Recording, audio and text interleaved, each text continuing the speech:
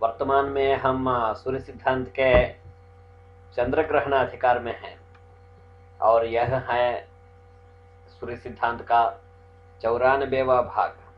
और इस भाग में हम ग्रास साधन से संबंधित बिंदुओं पर ध्यान देते हैं और आचार्योक्त वचन चंद्र ग्रहण अधिकार के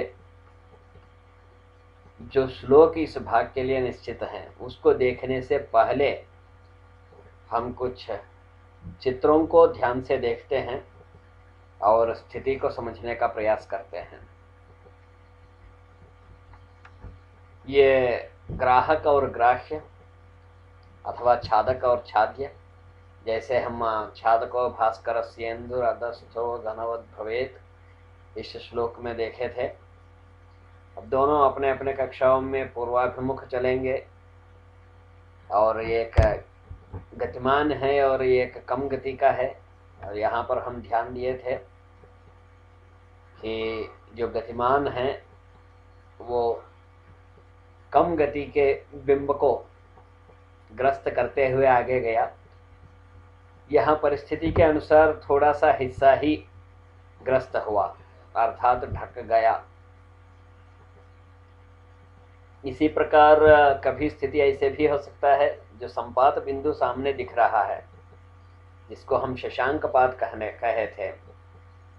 भानोर भारते महीच्छाया तत्तुल्यर्क समेपि वा शशांकपाते ग्रहणम, जहाँ पर ग्रहण संभावना में हम चर्चा किए थे कि वहाँ पर शशांकपात भी हो तभी ग्रहण होगा। यहाँ पर दोनों बिंब एक ही स्थान में हैं और ये दूसरी स्थिति और तीसरी स्थिति में ये बिंब दोनों जो एक साथ में मिले थे और उनमें से एक उस समय के बाद आगे गया हुआ। और यहाँ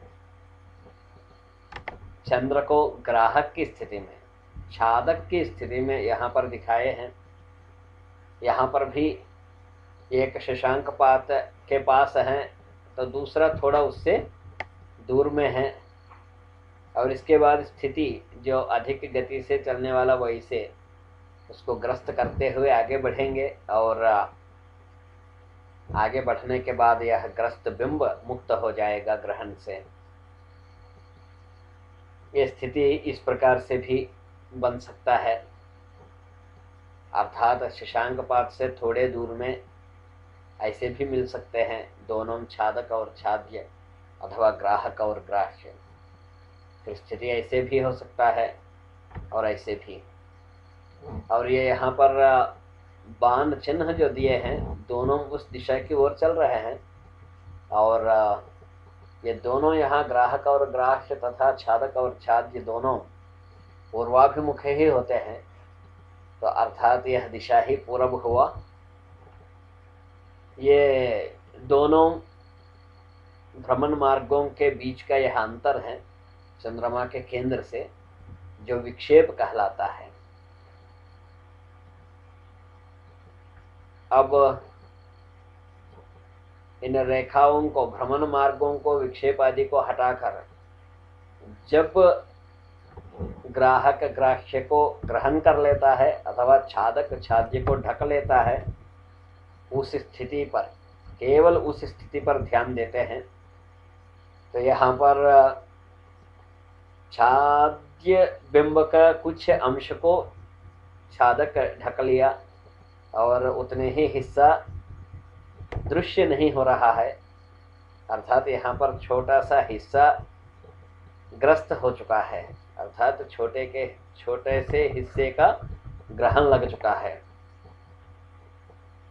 और यहाँ जो ढक चुका अंश है उसको यदि हम अलग ढंग से देखना चाहे तो इसको हम इस प्रकार से देख सकते हैं, अर्थात छाद्य बिंब का वह कृष्णवर्ण रूप जो भाग है उतना ग्रस्त हो गया और इस वर्तमान भाग में इसी ग्रस्त भाग को कैसे साधन करना है इसी बात पर हम विचार कर रहे हैं।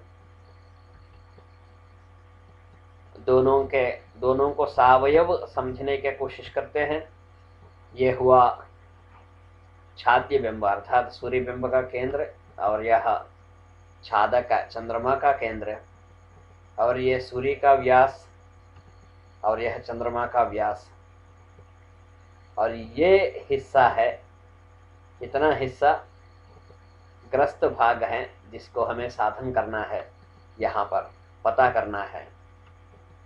और ये है चंद्रमा का भ्रमण मार्ग और यह सूर्य का भ्रमण मार्ग, और इन दोनों बीचों का ये जो अंतर है यही चंद्रमा का विक्षेप है। और इस विक्षेप स्थान को यदि हम ध्यान से देखें तो यहाँ पर इतना हिस्सा सूर्य मंडल में और जो इतना हिस्सा चंद्रमंडल में, यदि हम इन दोनों हिस्सों को उस चंद्र विक्षेप से हटा दें, घटा दें, तो बीच में जो ग्रस्त भाग है वह हमें प्राप्त हो जाएगा। अब इसको हम उन रेखाओं से परे उनके नामकरण करते हुए आगे चलते हैं और प्रयास करते हैं ग्रस्त भाग को जानने का। ये दोनों केंद्र बिंदु हो गए, ये दोनों व्यास रेखा हो गए, और यह बीच में ग्रस्त भाग हुआ, और ये है सूर्य का केंद्र, और यह चंद्रमा का केंद्र, और यह ला जो बिंदु हैं वह, और ये जो माँ बिंदु हैं, ये दोनों हमें सूर्य के अंतिम छोर को और चंद्रमा के अंतिम छोर को दर्शा रहे हैं। अर्थात कहने का तात्पर्य यह है, सु जो चिन्ह है वहां से ला चिन्ह तक वह सूर्य का व्यासार्थ हुआ, और चम जो चंद्र केंद्र है वहां से माँ जो अंकित किए हैं बिंदु वहां तक चंद्रमा का व्यासार्थ हुआ। अब हम इनके अवयवों को एक एक करके समझने का प्रयास करते हैं। ये है सुचम अर्थात सूर्य से लेकर चंद्रमा तक की यह दूरी, इसके पहले के चित्र में भी दर्शा चुके हैं। यह चंद्रमा के विक्षेप का बराबर है, चंद्रशर, और सु से ला तक यह सूर्य का व्यासार्थ है, अर्थात केंद्र से परिधि तक का यह दूरी, और चम से लेके माँ तक यह चंद्रमा का व्यासार्थ हुआ, और माँ से ला तक ये है हमारा ग्रस्त भाग, ग्रास, इसको हमें साधन करना है। तो ये माँ और ला किसके बराबर में है? इसे ग्रस्त भाग व ग्रास है, ये किसके बराबर में है? तो यहाँ कह रहे हैं सूला अर्थात सूर्य के व्यासार्थ में से यदि हम सुमा यानी ये जो अवशिष्ट भाग है सूर्यमंडल में, यदि उसको हम हटा देते हैं तो हमें ये जो माँ से लेके ला तक जो ग्रस्त भाग है वह प्राप्त हो जाएगा। और यहाँ पर ध्यान देने लायक बात क्या है, ये जो सु से लेके माँ तक जो दूरी है, आप उस क्षेत्र को ध्यान से देखिए। सु से लेके माँ तक की जो दूरी है, उस सु माँ को हम कैसे लिख सकते हैं? सुला ऋण, ये सु से लेके माँ तक की स्थिति को हम ऐसे भी लिख सकते हैं, सु से लेके चम तक की जो दूरी है, अर्थात दोनों बिंबों के बीच की जो दूरी है, उसमें से यदि हम चंद्रमा के व्यासार्थ को अर्थात चम से लेके माँ तक की दूरी को यदि घटा देते हैं तो ये सु से लेके माँ तक दूरी आ जाती है। तो इसलिए हम समीकरण में सु से लेके माँ तक की जो दूरी है सु माँ, उसके स्थान में सुचम ऋण चम माँ अर्थात चंद्र विक्षेप ऋण चंद्र व्यासार्थ कर चुके हैं। अब यहाँ समीकरण में कोष्ठक में दो बिंदु हैं और समीकरण के बाहर एक, तो यहाँ पर हम इस कोष्ठक को हटा देते हैं। जब कोष्ठक को हटाएंगे तो अंदर जो ऋण चिन्ह है वो धन चिन्ह हो जाएगा, धन चिन्ह जो ऋण चिन्ह हो जाएगा। तो ये चम्मा चंद्र व्यासार्ध के स्थान में चंद्र विक्षेप आ गया, और चंद्र विक्षेप के स्थान में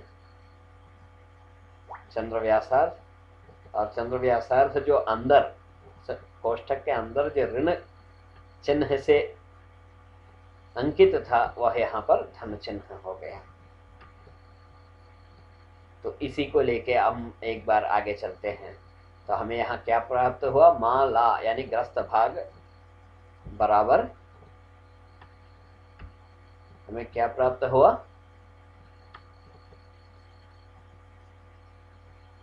सूर्य व्यासार्ध सूला यानी सूर्य व्यासार्ध, चम्मा यानी चंद्र व्यासार्ध, ऋण सूचम यानी चंद्र विक्षेप हुआ। यानी ग्रास बराबर सूर्य व्यासार्ध धन चंद्र व्यासार्ध ऋण चंद्र विक्षेप हुआ।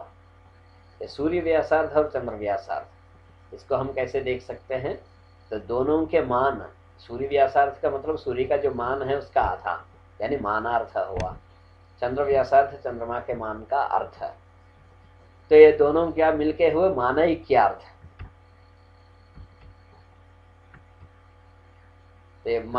मानों का ऐक्य माने सूर्य का मान चंद्रमा का मान दोनों को ऐक्य करके आधा कर दिया, तो उसके बराबर हुए सूर्य व्यासार्ध और चंद्रमा व्यासार्ध का युगल।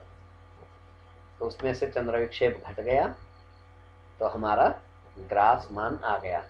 अब आचार्य चंद्र ग्रहणाधिकार में इसका साधन के लिए किस श्लोक का प्रयोग किया है अब सामने देख लेते हैं। तात्कालिकेन्दु विक्षेपम छाद्य छादक मानयोः योगार्धात् प्रोध्ययच्छेषम तावत् छन्नम तदुच्यते। अभी तक जो सिद्ध हुआ था सामने हम दिखाए थे वो यही था, और इस श्लोक को और विवरण के साथ देख लेते हैं। तात्कालिकेन्दु विक्षेपम छाद्यच्छादकमानयोः योगार्धात् प्रोध्ययच्छेषम तावच्छन्नम तदुच्यते। तात्कालिकम चंद्र इंदु विक्षेपम, चंद्रमा का जो उस समय का जो विक्षेप है दक्षिणोत्तरांतर है, उसको क्या करना है, छाद्य छादक मानयोः योगार्धात्, छाद्य और छादक के मानों के योग के आधे से प्रोज्या घटाकर, यत शेषम जो शेष बचता है, तत् वह, तावत उतना, छन्नम उच्यते। छन्नम यानी छन्न यानी यहाँ पर ग्रस्त आच्छादित वह भाग कहलाता है, अर्थात जिस आच्छादन के कारण अदृश्य हो रहा है हिस्सा वह हुआ।